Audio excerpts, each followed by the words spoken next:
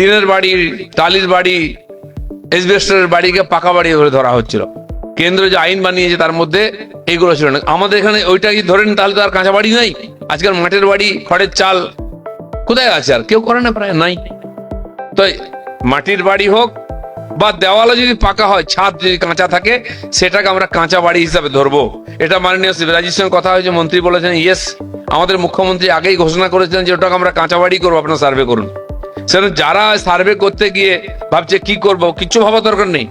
তার ছাদ নাই, পাকা ছাদ, তো এটা কাঁচা বাড়ি ধরতে হবে, তাকে আমরা সুবিধা দেবো, জেনে রাখুন। সেই জন্য যারা এটা নিয়ে একটুখানি সন্দেহের মধ্যে আছে, তাদের পরিষ্কার বলে দেবেন, যদি একটা দেওয়াল, দুটা দেওয়াল, তিনটা দেওয়াল থাকে, সাধারণত টালির বাড়ি করলেও 3 ফিট অব্দি পাকা দেওয়াল করতে হয়, নাহলে জল বৃষ্টিতে ঢুকে যায়। সেটাকে আমরা কাঁচাই ধরবো। পাকা ছাদ নাই তো কাঁচা বাড়ি, এটা ধরে নিন, সেভাবে সার্ভে করুন। বাকি সরকারের সঙ্গে আমরা কথা বলে নেবো।